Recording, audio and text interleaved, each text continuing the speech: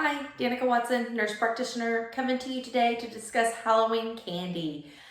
Disclaimer, this is not medical advice, recommendations, or a diagnosis. This does not take the place of a well child check or a sick visit. If you have any questions, please see your healthcare provider. Halloween is right around the corner, and something that comes with that is all the candy that we're going to accumulate.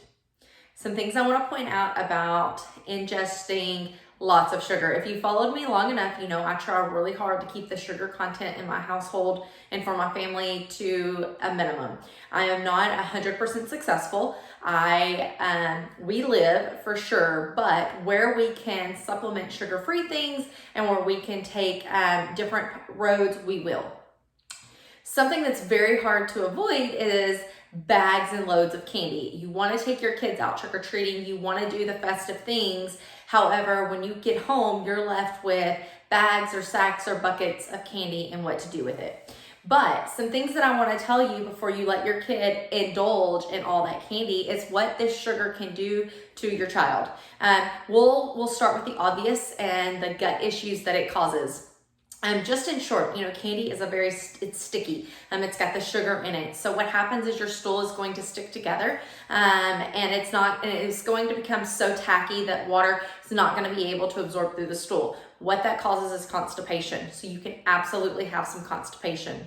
Too much sugar on your child's digestive system will cause a tummy ache, right? A lot of children get tummy aches. We see a ton of it the very next week following Halloween. So you want to make sure that if you're going to allow your kid to ingest the candy and do the things, that you limit the amount at one time. We don't want bad tummy aches. We don't want constipation. And then another thing, probably the biggest thing about sugar for me is how it interrupts your immune system. We're not, let me back up. Most of us are not like 1,000% on what we eat, right? We have our cheat meals or we allow treats every now and then.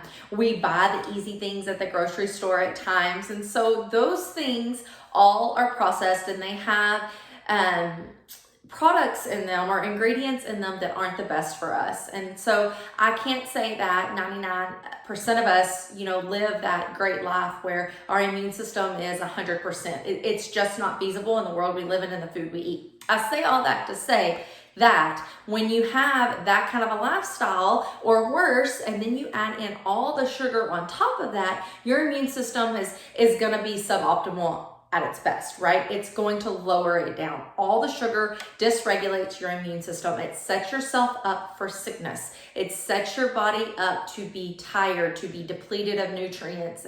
And then what happens then? The viruses and the bacteria come in.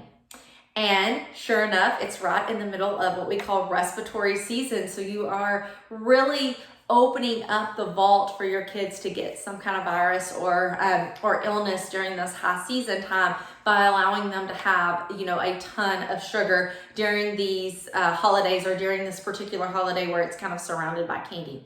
So that is my tidbit on sugar and on candy. If you're going to do it, fantastic. Find alternates if you can. I'm going to have some tidbits later in the week about it. But just make sure that you're regulating how much or what kind of candy, so to speak, your kids are getting, and try to avoid the pitfalls of ingesting too much of the sugar. Y'all have a great day.